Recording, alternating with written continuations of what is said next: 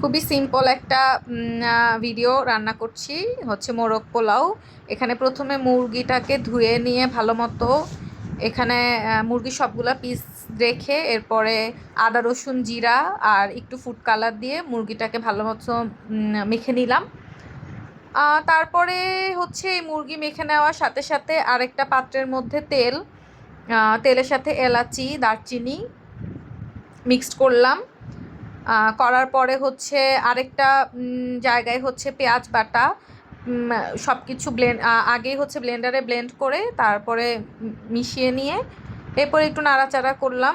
করার পরে এখানে আরও দিব, মানে আরেকটা পাত্রের মধ্যে গরম এলাচি দারচিনি গরম মশলা গুঁড়া সব কিছু মিক্সড করে দিয়ে দিয়েছি। তারপরে একটু ভালো মতো লাল লাল হওয়ার পরে মুরগির পিসগুলো এখানে দিয়ে দিচ্ছি। এবং এখানে আলাদাভাবে কোনো পানি ব্যবহার করব না, প্রথমে যতটুকু পানি এরকম আছে দেয়া ওইটা দিয়ে হচ্ছে ভালো মতো একটু কষাবো। এভাবে নেড়েচেড়ে রেখে চুলার মধ্যে দিয়ে রাখবো কিছুক্ষণ। তারপরে কিছুক্ষণ পরে দেখবো যে মানে প্রায় হয়ে আসছে। হয়ে আসার পরে এখানে এবার দুধ দিয়ে দিব, যে একটুখানি দুধ মিক্সড করে নিয়ে এরপরে হচ্ছে দুধ দিয়ে দিলাম। এরপরে কতক্ষণ নেড়ে এভাবে ঢাকনা দিয়ে বন্ধ করে রাখবো, হয়ে যাবে। আর এখানে হচ্ছে পোলাওর জন্য গরম পানিতে পোলাও চাল দিয়ে দিয়েছিলাম, দিয়ে ওইটা ওইদিকে হচ্ছে পাশের চুলায়। আর এখানে হচ্ছে এই যে মাংসটা হয়ে আসার পরে একটু টমেটো সস দিব এবং পরিমাণে খুবই অল্প পরিমাণ দিব, বেশি লাগবে না।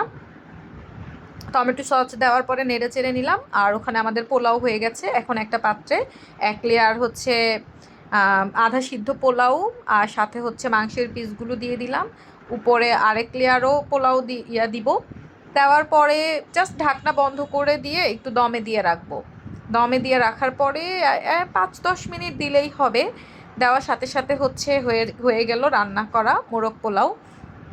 আসলে শুক্রবার দিন এই খাবারগুলো খেতে অনেক বেশি পরিমাণে ভালো লাগে।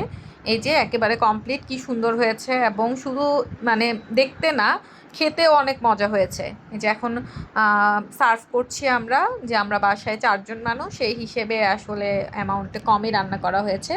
আর সাথে হচ্ছে কাবাব ছিল, কাবাবটা দিয়ে দিলাম। কাবাব দিয়ে এই যে তৈরি খাবার।